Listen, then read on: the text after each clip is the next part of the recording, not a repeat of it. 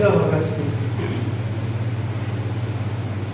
Group class কোডটা যদি পেয়ে যাও তাহলে তোমার ক্লাসে তোমার জয়েন করবা। জয়েন করলে দেখা যাবে যে আমাদের পরবর্তীতে আমাদের যে লেকচারগুলো আছে লেকচারগুলো আমাদের গ্রুপ ক্লাস ওখানে আমরা আপলোড করা হবে।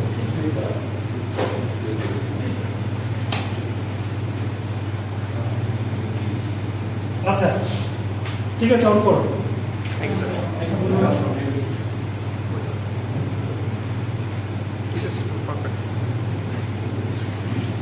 আচ্ছা আজকে আমরা কিছু ফান্ডামেন্টাল ট্রান্সমিশন এন্ড ডিস্ট্রিবিউশন লাইনের কিছু ফান্ডামেন্টাল টপিক নিয়ে ডিসকাস করব।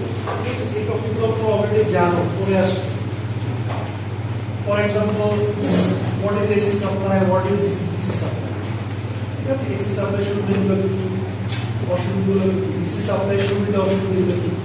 ঠিক আছে, তার আগে আমরা জানবো যে অ্যাকচুয়ালি আমাদের ট্রান্সমিশন ও ডিস্ট্রিবিউশন যে কোর্সের মধ্যে টাইটেলটা আছে, এটা অ্যাকচুয়ালি কোন পোর্শনটুকু কভার করতেছে। আমাদের যে পাওয়ার প্ল্যান্ট যে আছে, পাওয়ার প্ল্যান্ট থেকে আমাদের পাওয়ার যে ট্রান্সমিশন হয়, দেন আমরা যখন ডিস্ট্রিবিউশনে যাই, অ্যাকচুয়ালি আমাদের ফ্লোটা কি, কিভাবে আমাদের জেনারেশন থেকে ট্রান্সমিশন আসবে, ট্রান্সমিশন থেকে আমাদের কিভাবে ডিস্ট্রিবিউশন আসবে, সেই ফ্লোটা আমরা ফার্স্ট মধ্যে জানি। তো লেখার পরে বলতেছে ফার্স্ট নাম্বার ফিগারটা দেখুন। দেখো যে প্রথমেই বলা আছে যে এটা হচ্ছে জিএস। জিএস মানে হচ্ছে তোমার জেনারেটিং স্টেশন, যেখানে আমাদের পাওয়ার প্ল্যান্ট আছে, যেখান থেকে আমাদের পাওয়ারটা জেনারেশন হয়। ঠিক আছে, আমাদের অর্গানিজম থাকে বিভিন্ন যে পাওয়ার প্ল্যান্ট দেখি আমরা, south Kaptai power plant, version power station. ঠিক আছে, ওখান থেকে যে আমাদের পাওয়ারটা জেনারেশন হয়, সেই পাওয়ারটাকে বলা হয় তোমার, সেই যে জেনারেশন স্টেশনটা আছে সেই স্টেশনটাকে বলা হয় তোমার জেনারেটিং স্টেশন বা জেনারেশন। ইউজুয়ালি আমরা এখানে একটা ভ্যালু আমরা এখানে বসালাম, সেই ভ্যালুটা হচ্ছে কাইন্ড অফ এলিমেন্ট রেঞ্জিং একটা ভ্যালু হচ্ছে আমাদের এখানে জেনারেশন হয়। দেন আমরা যেটা করব যে আমাদের এলিমেন্ট কেবি যে ভোল্টেজটা আছে সেটাকে আমরা একটা ট্রান্সফর্মার ইউজ করব। ট্রান্সফর্মার ইউজ করে আমরা সেটাকে স্টেপ আপ করব। ঠিক আছে, ট্রান্সফর্মারের কাজটা কি? স্টেপ ডাউন করা। মানে সেটাকে স্টেপ আপ করবে ভোল্টেজটাকে বা স্টেপ ডাউন করবে। সো আমরা যেটা বললাম যে এলিমেন্ট কেবি যে ভ্যালুটা আছে সেটাকে আমি 132 কেভি 132 কেভিতে আমি স্টেপ আপ করলাম। স্টেপ আপ করার পরে দিন হচ্ছে আমি একটা ট্রান্সমিশন লাইন ড্র করলাম। ঠিক আছে, তো আমাদের স্টেপ আপ করার পর যে সেকশনটা আমার স্টার্ট হলো, যে ট্রান্সমিশন লাইনটা আমাদের স্টার্ট হলো, সেটাকে বলা হচ্ছে তোমার প্রাইমারি ট্রান্সমিশন। তার মানে কি, প্রাইমারি ট্রান্সমিশনের ভিতর দিয়ে আমাদের কি পরিমাণ কারেন্ট ফ্লো করতেছে, কি পরিমাণ ভ্যালু ফ্লো করতেছে, সেটা হচ্ছে আমাদের 132 এমন কেভির একটা ভ্যালুজ হচ্ছে আমাদের প্রাইমারি ট্রান্সমিশনে আমাদের ফ্লো করতেছে।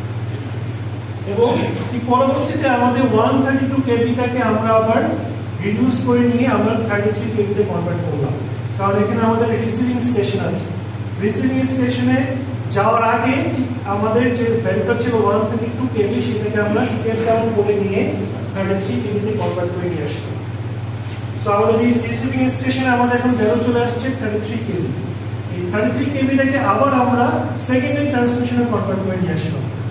তো সেকেন্ডারি ট্রান্সমিশনে আমাদের এখন ভ্যালু কত চলে আসলো, আমাদের এখানে 33 কেভি। এই 33 কেভিটাকে আবার যখন সাবস্টেশনে ফ্লো করব, সাবস্টেশন যাওয়ার আগ মুহূর্তে আমাদের আরেকটা ট্রান্সফর্মার ইউজ করতে হবে। এই ট্রান্সফর্মার ইউজ করে আমরা 33 কেভিটাকে আমরা এখন 11 কেভিতে কনভার্ট করে নিয়ে আসি। তার মানে কি, সাবস্টেশন ঠিক আগ মুহূর্তে আমাদের পাওয়ারটাকে কনভার্ট করে নিয়ে আসতে হচ্ছে আমাদের 11 কেভিতে। আবার যখন আসবে সাবস্টেশন থেকে কিন্তু আমাদের অ্যাকচুয়ালি ডিস্ট্রিবিউশন লাইন শুরু হয়ে যাবে। তার মানে হচ্ছে আমাদের জেনারেশন স্টেশন থেকে শুরু করে সাবস্টেশন, এই যে সেকশনটুকু আছে এই সেকশনটুকু বলা হচ্ছে তোমার ট্রান্সমিশন। আর সাবস্টেশনের পরে যে আমাদের সেকশনটুকু আরম্ভ হচ্ছে সেটাকে বলা হচ্ছে তোমার ডিস্ট্রিবিউশন। সো আমাদের দেখো এখানে আমাদের দুইটা ভাগ হচ্ছে, একটা প্রাইমারি ডিস্ট্রিবিউশন, একটা secondary distribution. So primary distribution আমরা এখানে এলিমেন্ট কেভিটা এখানে ফ্লো করবে, সেই এলিমেন্ট কেভিটাকে আবার আমরা স্টেপ ডাউন করে নিয়ে আমরা এখানে 400 ভোল্টে কনভার্ট করে নিয়ে আসবো। 400 ভোল্টে কিন্তু আমাদের এখানে কনজিউমার এখানে চলে আসছে। এইভাবে হচ্ছে আমাদের জেনারেশন স্টেশন থেকে আমরা স্টেপ আপ করে দেন হচ্ছে গ্র্যাজুয়ালি আমরা এখানে স্টেপ ডাউন করে নিয়ে ট্রান্সমিশন ও ডিস্ট্রিবিউশন লাইন আমরা সেটাকে ফ্লো করব। এখানে রিসিভিং স্টেশনের কাজ কি? হ্যাঁ, রিসিভিং স্টেশনের কাজ ডিসি স্টেশন কার হচ্ছে তোমার এই যে 33 কেভি ভোল্টেজটা আছে সেই ভোল্টেজ থেকে তোমার সেকেন্ডারি ট্রান্সমিশন লাইনে ফ্লো করে স্যার আপনারা তো এখান থেকে ধরো যে আরো লাইন যাবে স্যার এইগুলো কোথায় যাচ্ছে? এগুলো আরো ওদিকে যাবে আরো কানেকশন যাবে এই সাবস্টেশন আমাদের সাবস্টেশনগুলোতে যাবে কানেকশন আরো স্প্রেড আউট হবে। এখন যে এই যে প্রত্যেকটা যে আমাদের সেকশনগুলো আছে সেকশনগুলো কিন্তু আমাদের এখানে সুন্দরভাবে পয়েন্ট আকারে দেওয়া আছে ঠিক আছে। তো প্রথমে হচ্ছে জেনারেটিং স্টেশন, সো এটা হচ্ছে আমাদের AC supply, three phase supply, banner voltage দেওয়া আছে আমাদের কত 11 বলা আছে।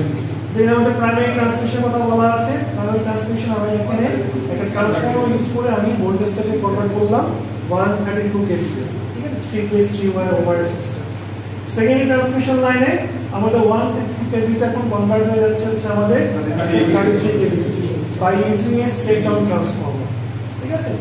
আবার তোমার প্রাইমারি ডিস্ট্রিবিউশন সাইডে আমাদের 33 কেভি ভোল্টেজটা আমরা আবার স্টেপ ডাউন করে নিয়ে আসলে হচ্ছে 11 কেভি। আবার যখন সেকেন্ডারি ডিস্ট্রিবিউশন আসছে আমরা 11 কেভি থেকে আবার কনভার্ট করে নিয়ে আসলে হচ্ছে আমাদের 400 ভোল্টেজে কনভার্ট করে নিয়ে আসলে।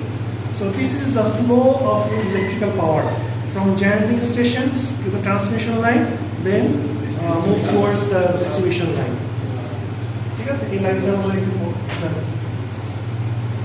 স্যার অনেক সময় ইন্ডাস্ট্রিতে 33 কেভি থেকে ডাইরেক্টলি লাইন নেই, এইটা কি যে রিসিভিং স্টেশন থেকে এই জায়গায় থেকে লাইনটা যায়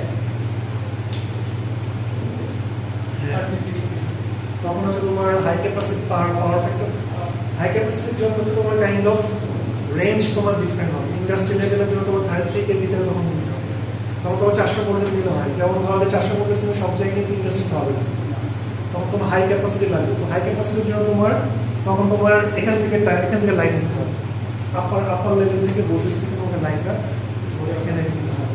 অনেক সময় দেখা যায় যে কোম্পানির নিজস্ব আছে সাবস্টেশন, ওইটা কিভাবে করেছে, ওইটা কোন জায়গা থেকে লাইন আসে এই পাওয়ার ফ্লো করতে?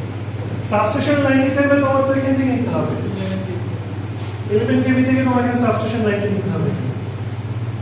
তখন তারা স্যার 33 কেভি থেকে নিয়ে তারপরে হচ্ছে পাওয়ার ওদের মতো ওরা নিজের মতো সাজায়। তাহলে তোমার এখানে 33 কেভি যে আছে এখান থেকে তোমার ট্রান্সফর্মার এখানে ওরা বসাবে, ট্রান্সফর্মার বসায় ওদের কতটুকু রিকোয়ারমেন্ট সেই অনুসারে ওরা স্টেপ ডাউন করে নিয়ে তারপর ওরা কনভার্ট করবে।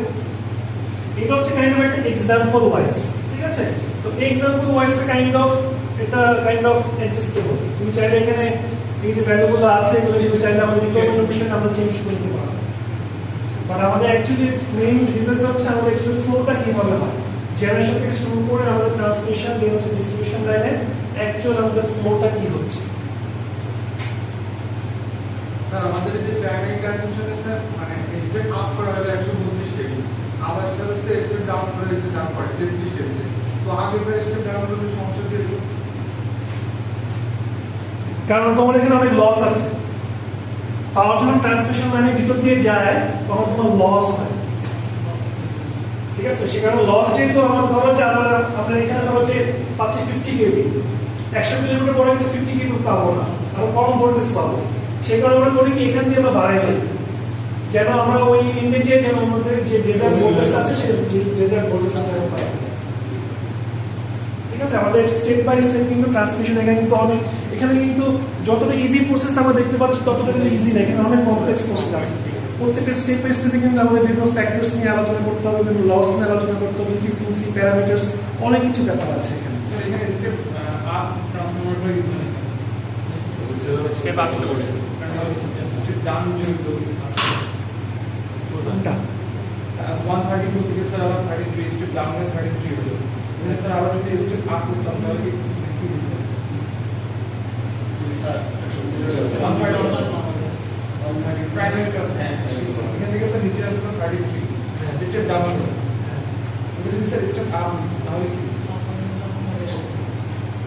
স্টেপ আপ হলে তোমার কনজিউমার লেভেলে 400 ভোল্টেজ আসতে হবে, আরো বেশি ভোল্টেজ আসতে হবে।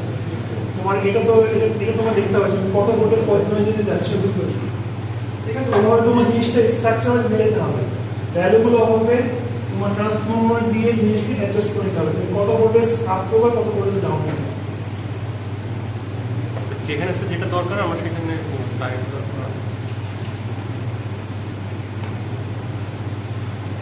বুঝে গেছে? এখন আমরা একটু বেসিক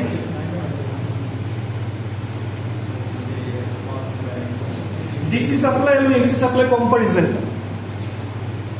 ঠিক আছে? নরমালি ডিসি সাপ্লাই বলতে আমরা কি বুঝি? ডিরেক্ট কারেন্ট, মানে যার ভ্যালু কন্টিনিউয়াস স্টেবল আছে, রাইট? ভ্যালু কখনো চেঞ্জ হচ্ছে না, this is called DC. AC supply বলতে আমরা কি বুঝি? একটা মোমেন্টে তার পজিশন চেঞ্জ হচ্ছে, রাইট? ভ্যালু চেঞ্জ হচ্ছে।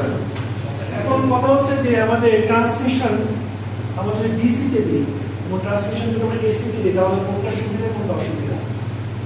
স্যার ডিসিতে সুবিধা আছে। ডিসিতে অনেক ধরনের সুবিধা, কারণ ডিসিতে আমাদের কোনো এখানে লস করবো, এখানে আমাদের ইন্ডাক্টিভ ক্যাপাসিট্যান্স ইমপ্যাক্ট নেই, অনেক কিছু সুবিধা। বাট ডিসি একটাই সমস্যা, সেটা হচ্ছে ডিসিটাকে আমরা কখনো হাই ভোল্টেজে কনভার্ট করতে পারি না, যেটা এসি তে কনভার্ট করা যায়, ঠিক আছে? সো আমাদের দেখো এখানে কিছু অ্যাডভান্টেজ গুলো আছে, তো জাস্ট রিডিং করলে হবে।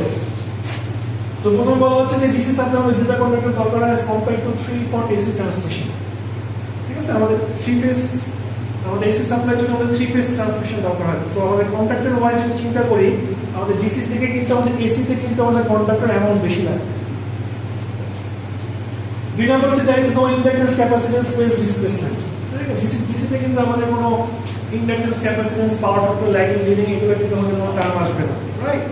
সো এটা একটা আমাদের অ্যাডভান্টেজ আছে। এটা সার্চ প্রবলেম লাগে, সার্চ এগুলো হচ্ছে ইম্পিডেন্স, রিঅ্যাক্ট্যান্স, এগুলোর সাথে related. there is no skin effect, skin effect হচ্ছে একটা নিউ টার্ম, এই টার্মটা আমরা নেক্সট ক্লাসে শিখব, ঠিক আছে? বাট এটুকু জেনে রাখো যে স্কিন এফেক্টের কারণে যে জিনিসটা হয় সেটা হচ্ছে আমাদের রেজিস্ট্যান্সটা ইনক্রিজ করে, ঠিক আছে? স্কিন এফেক্টে একটা হচ্ছে ফ্যাক্টর, এটা আমাদের পরবর্তীতে আমাদের এটা এখানে একটা ক্লাসে আমরা পড়ব যে what is skin effect. But আজকে লেকচার জাস্ট এটুকু জেনে রাখো যে আমাদের এই ডিসির সাথে আমাদের স্কিন এফেক্টের কোনো রিলেশন নেই। স্কিন এফেক্টটা শুধু আমাদের যখন ট্রান্সমিশন লাইন এসি হবে তখনই হচ্ছে আমরা এই স্কিন এফেক্টটা নিয়ে আমরা কনসিডার করব, ঠিক আছে? সো আমাদের ডিসির সাথে যেহেতু স্কিন এফেক্ট কোনো রিলেশন নাই, তার মানে হচ্ছে আমাদের inter cross section of the line conductor.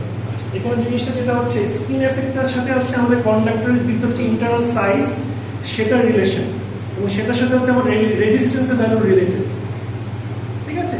So এখানে যেহেতু আমাদের ডিসির সাথে স্কিন এফেক্টের কোনো রিলেশন নাই, তার মানে হচ্ছে আমাদের স্কিন এফেক্ট রিলেটেড যে রেজিস্ট্যান্সের যে ইনক্রিমেন্টের ব্যাপারটা ছিল সেটা কিন্তু আমাদের এই ডিসির সাথে কোনো কানেকশন করবে না। So this is kind of advantage. Conductor size ছোট হলে কি স্ক্রিন কম? না, কন্ডাক্টরের সাইজ না, কন্ডাক্টর এরিয়ার ভিতরে কি পরিমাণ এরিয়াতে কারেন্ট ফ্লো করবে সেটার উপর স্কিন এফেক্ট ডিপেন্ড করে। সেটা পরবর্তীতে আমরা ডিসকাস করব। স্যার স্কিন এফেক্ট ওটা না যেখানে স্যার ফুল ক্রস সেকশনে না গিয়ে উপরের দিকে যায়। জিনিসটা হচ্ছে যে আমাদের এসি সাপ্লাই যখন হয় তখন হচ্ছে চার্জগুলো হচ্ছে আমাদের সারফেস এরিয়াতে থাকে, তার মানে আমাদের এরিয়ার বোর্ড থেকে চলে না, যাই হোক। আচ্ছা, সেটা হচ্ছে আমাদের যখন এসি সাপ্লাই যখন ফ্লো করে তখন কন্ডাক্টরের যে চার্জগুলো থাকে, এসি সাপ্লাই তোমার পজিটিভ নেগেটিভ চার্জগুলো হচ্ছে তোমার সারফেস এরিয়াতে থাকে, ঠিক আছে? সারফেস এরিয়াতে থাকে, সারফেস এরিয়া থাকার কারণে যে আমাদের মাঝখানে যে এরিয়াটা আছে সেই এরিয়াতে কিন্তু আমাদের কারেন্ট ফ্লোটা করে না। তার মানে কি আমাদের এরিয়ার অ্যামাউন্ট কমে যাচ্ছে, যে পরিমাণ আমাদের এরিয়াটা চার্জ অ্যামাউন্ট ফ্লো করে সেই এরিয়াটা কমে যাচ্ছে। তো এরিয়া কমে গেলে কিন্তু আমাদের রেজিস্ট্যান্সটা বেড়ে যাবে। তো রেজিস্ট্যান্স হচ্ছে inversely proportional to area. DC line has less corona loss. Corona লসটা হচ্ছে আমাদের হাই ভোল্টেজ সাথে খুব হাইলি রিলেটেড, ঠিক আছে? এটা হচ্ছে একটা ইমপ্যাক্ট যেটা নাকি আমাদের হাই ভোল্টেজের কারণে হয়, যেহেতু আমাদের ডিসি সাপ্লাই ভোল্টেজটা হচ্ছে কাইন্ড অফ মিড লেভেল বা লোয়ার রেঞ্জের, সে কারণে আমাদের ডিসি সাপ্লাইয়ের সাথে করোনা কোনো ইমপ্যাক্ট হবে না। এই করোনা নিয়ে কিন্তু আমাদের একটা ডিটেলস আমাদের ডিসকাশন হবে আমাদের ইন ফিউচার, ঠিক আছে? সো যেহেতু আমাদের করোনার কোনো ইমপ্যাক্ট নাই, তার মানে হচ্ছে আমাদের এখানে যে ইমপ্যাক্টগুলো ছিল, ফ্যাক্টরসগুলো ছিল, ইস্যুসগুলো ছিল, সেগুলো কিন্তু আমাদের ডিসির সাথে কোনো রিলেট করবে না। সো এটা হচ্ছে কাইন্ড অফ আমাদের এখানে অ্যাডভান্টেজ। এরপরে বলা হচ্ছে high voltage DC transmission is free from dielectric loss. So dielectric loss এটা হচ্ছে কাইন্ড অফ লস যেটা নাকি তোমার ক্যাপাসিট্যান্সের সাথে রিলেটেড, ঠিক আছে, বা ইনসুলেটরের সাথে রিলেটেড, এটাও কিন্তু আমাদের ডিসির সাথে কোনো রিলেভেন্স করবে না। আর লাস্টে হচ্ছে ডিসি ট্রান্সমিশনে there is no stability problem or synchronising difficulties. তোমরা জানো যে এসি সাপ্লাই ক্ষেত্রে যখন দুইটা জেনারেটরকে কানেক্ট করা হয় তখন কিন্তু অনেক সিনক্রোনাইজিং এর ব্যাপার থাকে, ফ্রিকোয়েন্সি ম্যাচিং এর ব্যাপার থাকে, ঠিক আছে? কিন্তু ডিসি ক্ষেত্রে কিন্তু আমাদের এই ধরনের কোনো প্রবলেম হবে না। So these are all listed as a advantage of the DC transmission. But DC ক্ষেত্রে আমাদের প্রবলেম গুলো কি? প্রবলেম হচ্ছে পাওয়ার cannot be generated as a high voltage. DC টাকে আমরা কখনো হাই ভোল্টেজে কনভার্ট করতে পারি না। DC voltage cannot be step up for transmission of the power at a high voltage. আমরা এসি থেকে যেমন ট্রান্সফরমার দিয়ে আমাদের সুবিধা মতো স্টেপ ডাউন স্টেপ আপ করে নিতে পারছি, বাট ডিসি ক্ষেত্রে কিন্তু আমাদের এই ধরনের কোনো সুবিধা নাই। So this is the problem. The DC switches and circuit breaker have their own limitations. DC যে আমাদের বিভিন্ন প্রোটেক্টিভ ডিভাইসগুলো আছে, সুইচ সার্কিট ব্রেকারগুলো আছে, এগুলো কিন্তু কাইন্ড অফ একটু আমাদের লিমিটেশন আছে, কিছু ইস্যুস প্রবলেমগুলো আছে। These are all listed as a disadvantage. DC to DC কনভার্টারের মাধ্যমে স্যার ভোল্টেজ চেঞ্জ করা যায় না ডিসি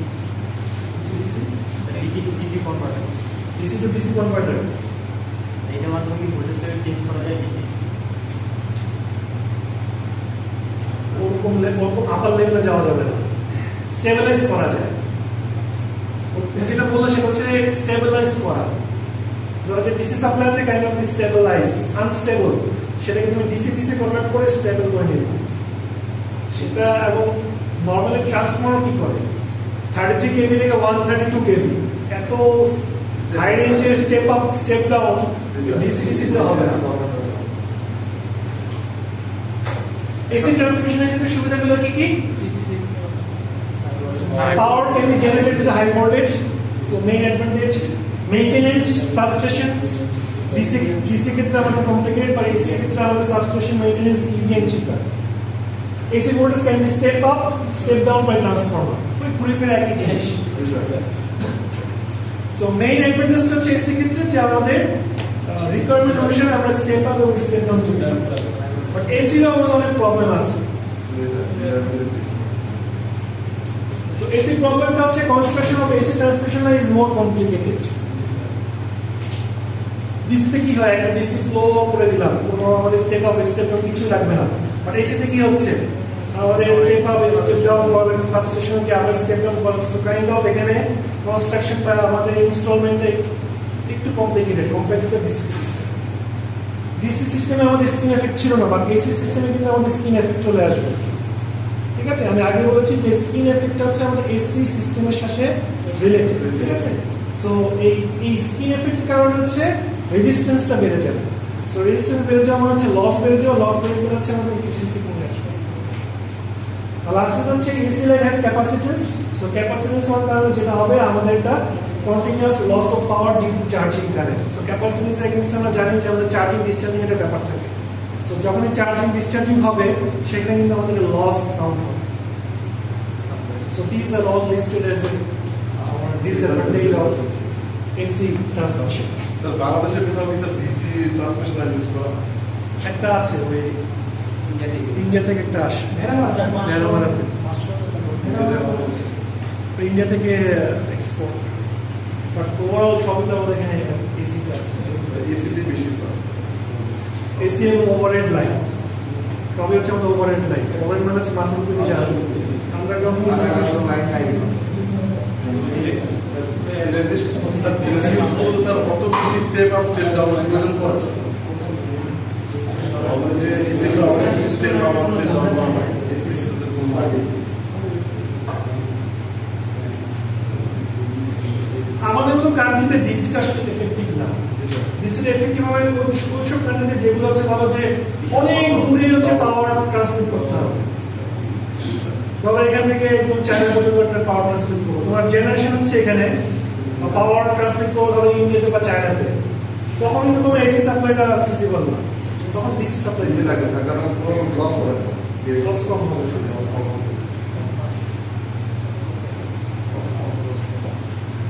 এটা হচ্ছে এলিমেন্টস অফ ট্রান্সমিশন লাইন। এটা তোমার অনেকেই জানো, তোমার ট্রান্সমিশন লাইন দেখছো না হাইওয়েতে, তো ওখানে আমাদের কি কি জিনিসপত্র থাকে তোমরা কি খেয়াল করছো? তাকে কখনো দেখছো কি কি আছে ওখানে? প্রথমে যে জিনিসটা থাকে সেটা হচ্ছে কন্ডাক্টর। কন্ডাক্টর হচ্ছে ওয়্যার, যে ওয়্যারটা আমরা কানেক্ট করতেছি আমাদের ট্রান্সমিশন লাইন, যে ওয়্যারের মধ্যে আমাদের কারেন্ট ফ্লো হচ্ছে, ভোল্টেজ ফ্লো হচ্ছে, সেটাকে বলা হয় তোমার কন্ডাক্টর বা ওয়্যার। ঠিক আছে, এই কন্ডাক্টর এবং ওয়্যার নিয়ে আমাদের ডিসকাশন হবে নেক্সট ক্লাসে, যে কোনটা কন্ডাক্টরটা better, conductor properties, mechanical properties. এখানে কন্ডাক্টর বিভিন্ন ক্লাসিফিকেশন আছে, কোনটা কন্ডাক্টর ভালো, কোন কন্ডাক্টর খারাপ, কোন কন্ডাক্টর স্ট্রেংথ ভালো, কোন কন্ডাক্টরের কন্ডাক্টিভিটি ভালো, কোন কন্ডাক্টরের কস্ট এফেক্টিভ, ঠিক আছে, কোন কন্ডাক্টরের রেজিস্ট্যান্স কম, কোন কন্ডাক্টরের স্ট্রেংথ কম বেশি, সেগুলো নিয়ে আমাদের নেক্সট ক্লাসে আমরা ডিসকাস করব। পরবর্তী লাগবে হচ্ছে আমাদের এটা ট্রান্সফর্মার তো অবশ্যই লাগবে স্টেপ বাই স্টেপ ডাউন করার জন্য, এত নরমাল তোমরা জানো। ইনসুলেটর লাগবে, ইনসুলেটর দেখছো না তোমরা? কিভাবে দেখছো? স্যার লাইনের মধ্যে চাকরি থাকে বলে Exactly, right. So ওগুলো হচ্ছে তোমার ইনসুলেটর, ওগুলো হচ্ছে কাইন্ড অফ তোমার ইনসুলেটরের কাজটা কি? ইনসুলেটর ভিতর থেকে কখনো কারেন্ট ফ্লো হয় না, তো ওখানে ইনসুলেটরটা কেন দেওয়া হয়? তার মধ্যে যেটা না থাকে তারপর লাইনের দাওয়াত থাকে, দাওয়াত দিয়ে যাতে নিচে দাওয়াত করতে না পারে। আমাদের কারণে যে বজ্রপাতগুলো যে হয়, ঠিক আছে, বজ্রপাতের কারণে যখন আমাদের এই যে অ্যারেস্টটা হচ্ছে সেটা যখন ইনসুলেটরের ভিতর দিয়ে আমরা গ্রাউন্ডে চলে যাই, সে কারণে হচ্ছে আমাদের ইনসুলেটর দেওয়া হয়, এটা হচ্ছে প্রোটেকশন ডিভাইস আমাদের ওয়্যারগুলোকে প্রোটেক্ট করার জন্য, লাইন ইনসুলেটর। সাপোর্ট তো অবশ্যই লাগবে, সাপোর্ট হচ্ছে টাওয়ার, ঠিক আছে, আমাদের একটু পরপর ডিস্টেন্সে কিন্তু আমরা টাওয়ার দিতে হবে, এমনটা না যে একটা লাইন টানলাম সে লাইনে চলে গেলে এরকম হবে না, একটু পরপর আমাদের টাওয়ার দিতে হবে, এবং টাওয়ারগুলো মাঝখানে কিন্তু আবার ওয়্যারের যে স্ট্রেংথটা, সেই স্ট্রেংথটা কিন্তু আমাদের একটা মিনিমাম লেভেলে থাকতে হবে, এমন না খুব টাইট থাকতে হবে, আমাদের খুব লুজ থাকতে হবে। সেই টাইট বা লুজ কিরকম এমন থাকবে সেটা নিয়ে কিন্তু আমাদের ডিসকাশন করতে হবে, আমাদের নেক্সট ক্লাসে আমাদের অথবা মিনিট আগে আমাদের করতে হবে এই টপিকটা, যে কি পরিমাণ স্ট্রেংথ বা কি পরিমাণ আমাদের ডিপ থাকলে আমাদের মেকানিক্যাল যে আমাদের লেআউট আছে সেটা আমরা অ্যাকুরেট হবে, সেটা ওটাকে তোমার হচ্ছে স্যাক বলে না, ওটাকে স্যাক বলে। স্যাক কতটুকু হতে হবে, স্যাকের ইকুয়েশন কি, প্রবলেমগুলো কি, সেগুলো নিয়ে আমরা ডিসকাস করব। আচ্ছা, প্রোটেক্টিভ ডিভাইস এত থাকবে, আমাদের সুইচ থাকবে, সার্কিট ব্রেকার থাকবে, রিলে থাকবে, ঠিক আছে, আমাদের ধরনের আমাদের তো বিভিন্ন ধরনের ফল্ট হতে পারে, শর্ট সার্কিট হতে পারে, হাই ভোল্টেজ হতে পারে, ফ্রিকোয়েন্সি ফ্লাকচুয়েশন হতে পারে, ঠিক আছে, ওই ফল্ট, ওই ইলেকট্রিক্যাল ফল্টগুলোকে অ্যাড্রেস করার জন্যই হচ্ছে আমাদের এই বিভিন্ন প্রোটেক্টিভ ডিভাইস গুলো ইউজ করতে হয়। লাস্ট একটা ছিল ভোল্টেজ স্টেবিলাইজার, খারাপ হয়ে গেছে যে দেখা যাচ্ছে না। ভোল্টেজ স্টেবিলাইজার হচ্ছে কাইন্ড অফ ভোল্টেজ যদি কখনো ফ্লাকচুয়েশন হয় তখন সেই ভোল্টেজটাকে স্টেবিলাইজ করার জন্য আমরা এখানে ভোল্টেজ স্টেবিলাইজিং ডিভাইস ইউজ করি, ঠিক আছে, এটা এখানে বলা আছে। So this are all the basic elements of the transmission line. এটা ছবি দেখলে ভালো হইতো, দেখলে আমরা সুবিধা হতো। তাই হবে স্যার, এই ভোল্টেজ স্টেবিলাইজেশনের যে এটা আছে, এটা স্যার ট্রান্সমিশন লাইন কোথায়? ভোল্টেজ স্টেবিলাইজার ট্রান্সমিশন লাইনে এটা তোমার ওটা ওভাবে সব জায়গায় সবসময় থাকে না, এটা ডিপেন্ড করে তোমার লোকেশনের উপর, যে লোকেশনে তোমার স্পেসিফিক ওয়াইজ ভোল্টেজটা তোমার ফ্লাকচুয়েশন করতেছে সেখানে হয়তো বা কিছু ডিস্টেন্স পর পর আমরা সেই ভোল্টেজ স্টেবিলাইজার ইউজ করি, কাইন্ড অফ ভোল্টেজটা যদি ফ্লাকচুয়েশন হয় সেটাকে স্টেবল করতে পারবে। এটা কি ওয়্যারের উপরে বাউন্ডেড থাকে? না, ওয়্যারের উপর বাউন্ডেড থাকে না, এটা তোমার ট্রান্সমিশন লাইন যে পোলগুলো থাকে পোলের মধ্যে তোমার থাকে, এটাও পরবর্তী দেখবে। আচ্ছা, তাহলে সোফার আমরা যা বললাম সবই হচ্ছে একদম ফান্ডামেন্টাল জিনিস, ঠিক আছে, আমাদের transmission line, construction, generation station থেকে কীভাবে আমাদের পাওয়ার ফ্লোটা ট্রান্সমিশন আসে, ডিস্ট্রিবিউশন আসে, ট্রান্সমিশন লাইনের ক্লাসিফিকেশন, সাপ্লাইটা কীভাবে আসবে, ডিসি হতে পারে, এসি হতে পারে, কোনটা অ্যাডভান্টেজ কোনটা ডিসঅ্যাডভান্টেজ হতে পারে, যে হচ্ছে আমাদের একটা ট্রান্সমিশনের এলিমেন্টসগুলো কিন্তু থাকে, ঠিক আছে, সেটা নিয়ে আমাদের আলোচনা হয়ে গেছে। তো আমরা এখন একটা ম্যাথ করি।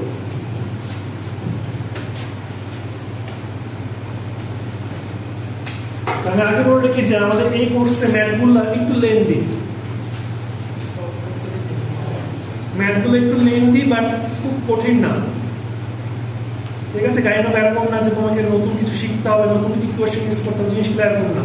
যেমন আজকে যে ম্যাথটা আমি এখন যে পড়াবো, এই ম্যাথের যে ইকুয়েশনগুলো আছে তোমরা অলরেডি পড়ে আসছো, খুবই বেসিক ইকুয়েশন। ধরো যে আমাদের ভোল্টেজ এবং পাওয়ার রিলেশন কি, P ইকুয়াল টু VI। আবার সিঙ্গেল ফেজ পাওয়ার ইকুয়েশন কি, P equal to VI cos phi। Three ফেজে কি, √3 VI cos phi।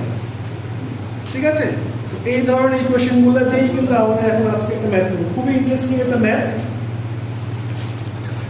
ম্যাথগুলো করার আগে ফার্স্ট আমাকে যেটা জানতে হবে সেটা হচ্ছে যে কি কি ভ্যালুগুলো দেওয়া আছে, ফার্স্টে ওটা নোট ডাউন করতে হবে খাতায়, এবং ম্যাথটা অ্যাটলিস্ট 1 থেকে 2 বার পড়তে হবে।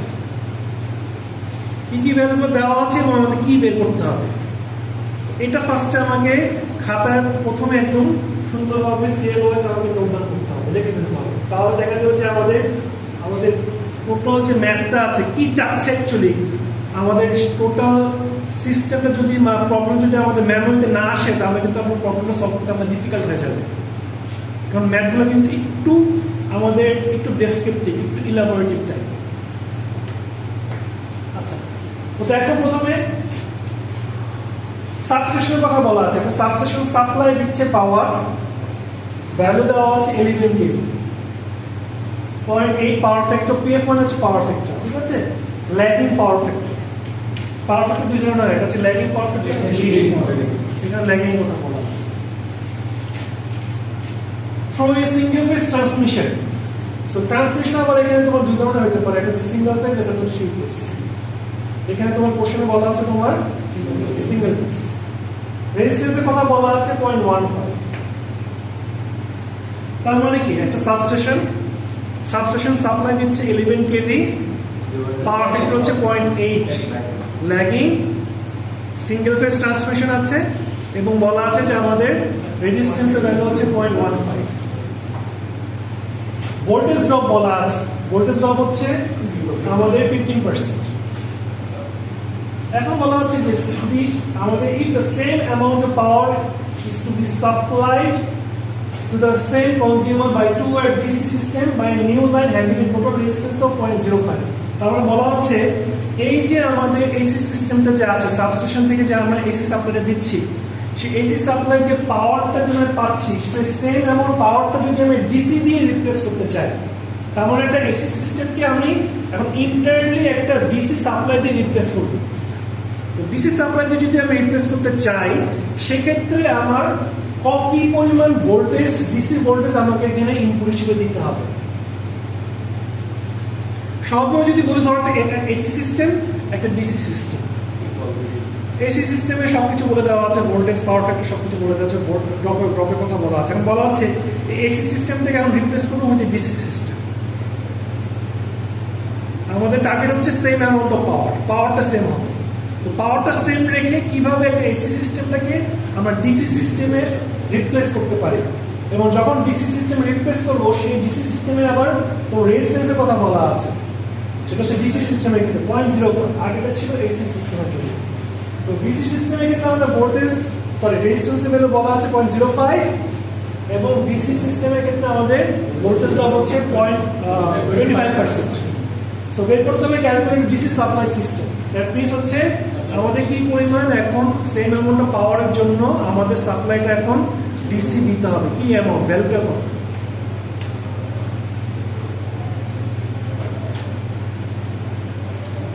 ভ্যালুগুলো নোট ডাউন করতে হবে।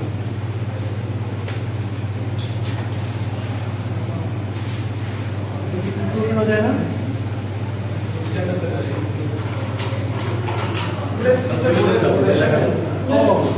কোথায় দিই না সিস্টেম,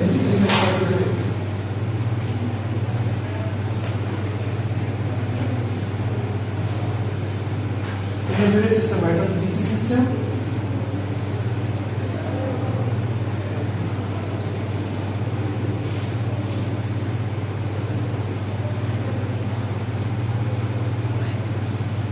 ডিসি সিস্টেমে আমাদের ফার্স্ট এসি সিস্টেমে কি দেওয়া আছে, ফার্স্ট এসি নেই।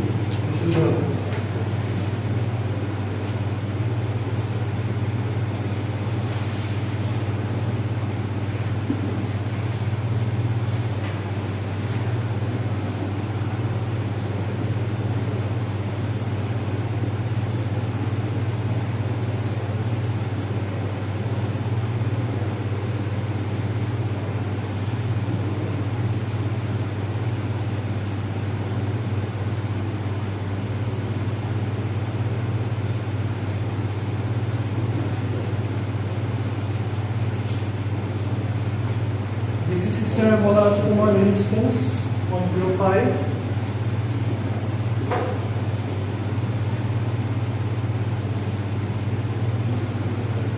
voltage drop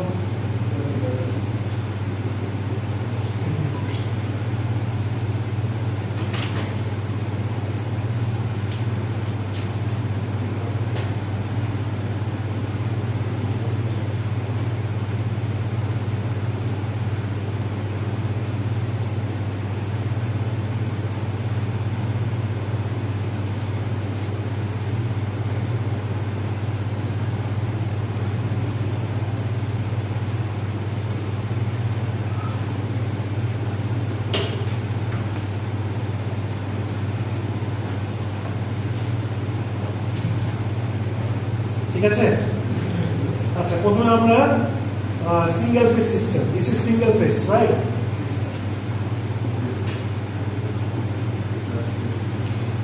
single phase AC system. So single phase AC সিস্টেমের জন্য প্রথমে আমরা ভোল্টেজ ড্রপ বের করব। সূত্র কি? V = IR।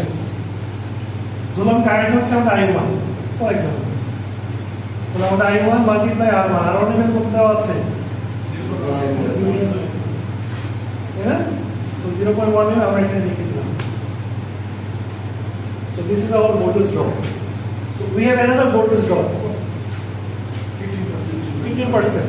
So voltage drop 15%, 15% থেকে আমরা 100 দিয়ে ডিভাইড করলাম। এবং এই 15% voltage drop কার এগেইনস্ট হচ্ছে? 11 kV 100। So 11 kV টাকে আবার 1000 voltage এ কনভার্ট করব। So this is our values. তার মানে আমাদের এটাও ভোল্টেজ ড্রপ, এটাও ভোল্টেজ ড্রপ।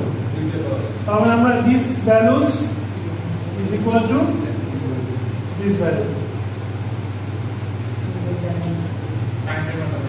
তার মানে এখানে কারেন্টের ভ্যালু বের হয়ে আসবে। কারেন্টের ভ্যালু যদি বের হয়ে যায়, পাওয়ার ইকুয়েশন কি আমরা জানি?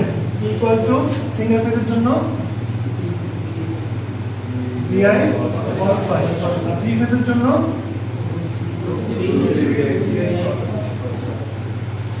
সো এখানে আমাদের সিঙ্গেল ফেজ, তার মানে আমাদের সো অ্যাপারেন্ট পাওয়ার মানে হচ্ছে VI। সো VI গুলো জানি 11 kV, I গুলো তো বের করলাম আমরা, cos phi 0.8 দেওয়া আছে, আর টোটাল ভ্যালুটাকে আমরা কিলো ওয়াটে কনভার্ট করার জন্য 1000 দ্বারা ভাগ করা আছে। তুলে ফেলো ওটা।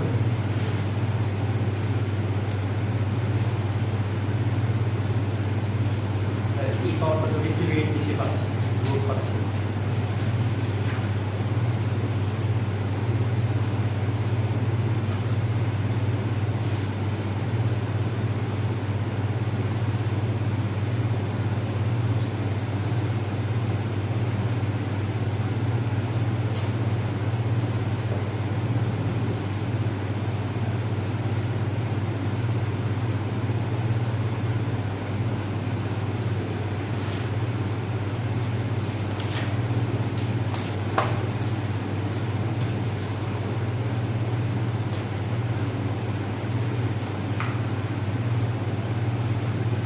VI cos phi এটা না লিখে এটা কনফিউশন হচ্ছে আসলে। তোমরা ডাইরেক্ট এই ইকুয়েশন লেখো VI cos phi, এই অ্যাপ্লাইড পরে এগুলো জানা দরকার নেই, equal to VI cos phi, ঠিক আছে। সো ভোল্টেজ তো জানোই আমাদের 11 kV, কারেন্ট ভ্যালু বের হয়ে গেল আমাদের। ও কারেন্ট ভোল্টেজ সেম ভ্যালু,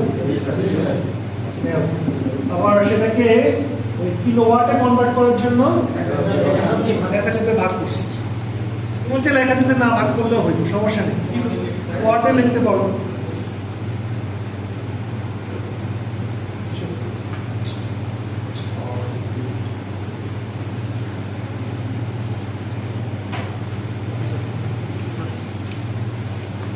ঠিক আছে, তাহলে আমাদের সিঙ্গেল ফেজ এসি সাপ্লাই ক্ষেত্রে আমরা পাওয়ারটা কত পেলাম? 9.68 × 4 কিলোওয়াট।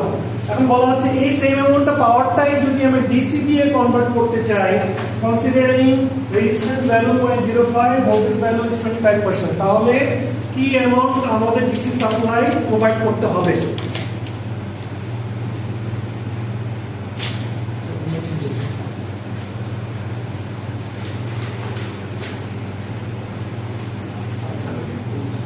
সো আমরা এখানে আরেকটা কারেন্ট নিতে হবে, সেই কারেন্ট ভ্যালু হচ্ছে I2, কারণ আগেটা ছিল কি I1, সো I1 হচ্ছে AC এর জন্য, I2 হচ্ছে আমাদের DC এর জন্য।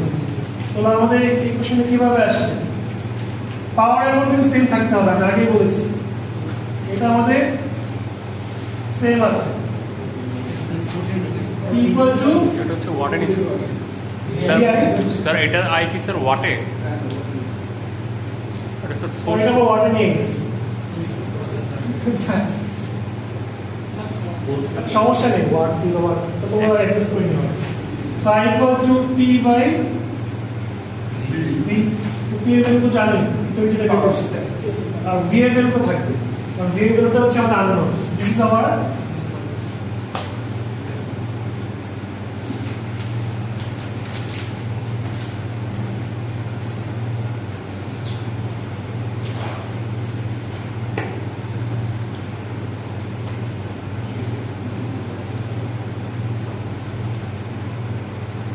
স্যার এই ম্যাথগুলো স্যার কোন বই থেকে পড়াচ্ছেন? দিকে মেথড।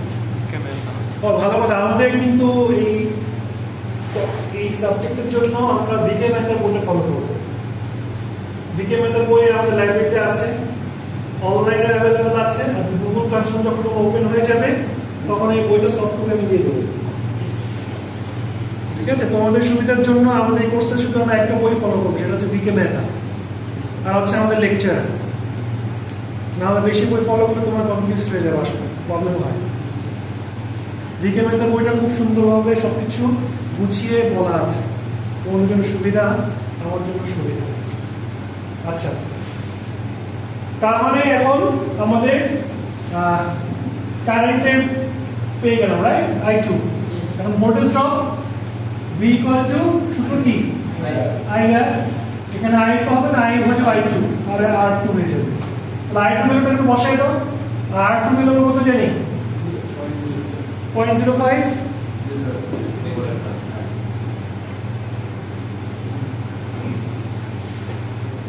ভোল্টেজ ড্রপ কত বলা আছে? 25%। পার্সেন্টেজটাকে আমরা 100 তে ডিভাইড করলাম, মাল্টিপ্লাই V, যেটা হচ্ছে আমাদের বের করতে হবে আননোন ভ্যালুটা। তার মানে কি আমাদের these sections can be written as these sections, কারণ এটা হচ্ছে আমাদের ভোল্টেজ ড্রপ।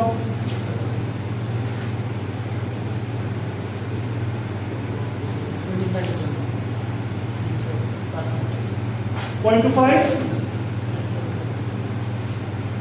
এটা V স্কয়ার হবে, স্কয়ারটাকে আবার স্কয়ার রুট দিয়ে ভাগ দিয়ে স্কয়ার করে নিলে আবার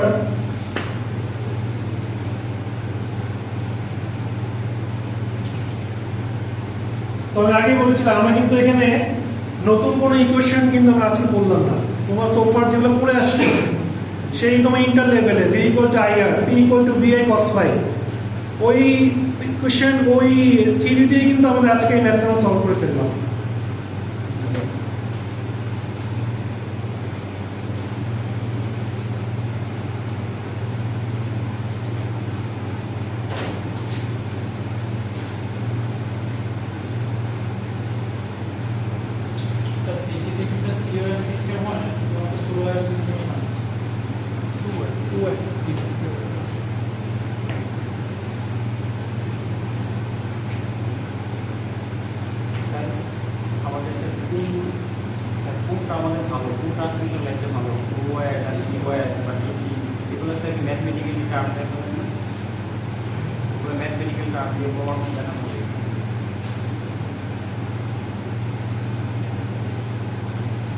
ম্যাথমেটিক্যাল টার্ম না, প্রপার্টিজ, কোন ওয়ার্ডটা ভালো সেটা প্রপার্টিজ আমরা জানি। থিওরিটিক্যালি নাকি কোনো থিওরিটিক্যালি ম্যাথে তো ম্যাথও থাকবে,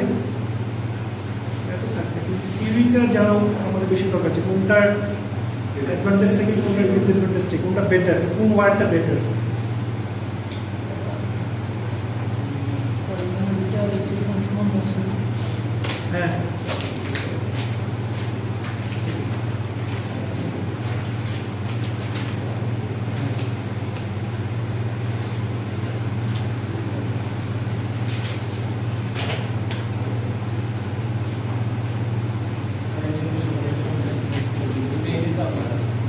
Any answer? স্যার এখানে ভি স্কোয়ারটা আমি বুঝিনি V square Oh, V square again? ও আচ্ছা হ্যাঁ ওটা ক্যালিব্রেটিং আচ্ছা স্যার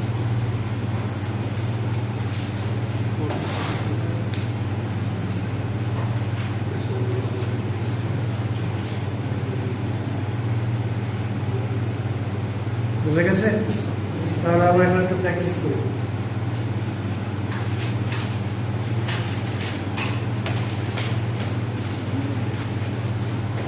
সাবজেক্টটা খুব ইন্টারেস্টিং। ইন্টারেস্টিং বলতে এই অর্থে যে মানে kind of very close to the real world life. এগুলো তোমরা পড়ে আসছো বা এগুলো দেখো এবং সবকিছু হচ্ছে তোমার voltage current power factor loss এগুলো নিয়ে আমাদের টপিকগুলো অঙ্কগুলো আসবে ইম্পিডেন্স ক্যাপাসিট্যান্স রেজিস্ট্যান্স এগুলো ট্রান্সমিশন লাইনে দেখা যায় যে নদীর উপর দিয়ে জিনিস করে হ্যাঁ নদীর উপর দিয়ে যে লাইনগুলো যায় ওর মধ্যে দেখা যায় যে ওয়ারের উপরে বেলুনের মতো একটা জিনিস থাকে গোল জিনিসটা থাকে স্যার এটা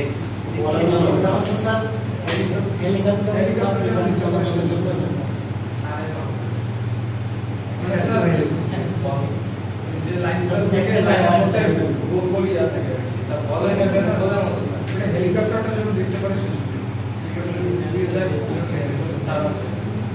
ছবি আছে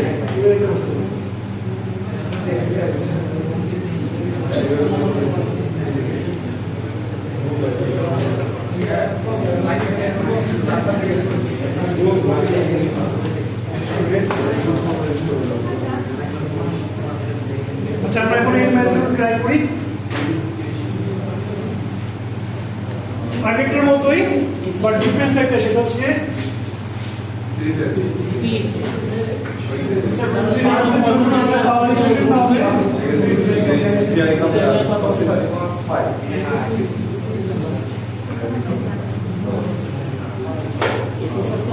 সেটা কত নম্বর ট্রাই করতে এটা কত নম্বর এটা এটা বই না এটা আমি সব কিছু বই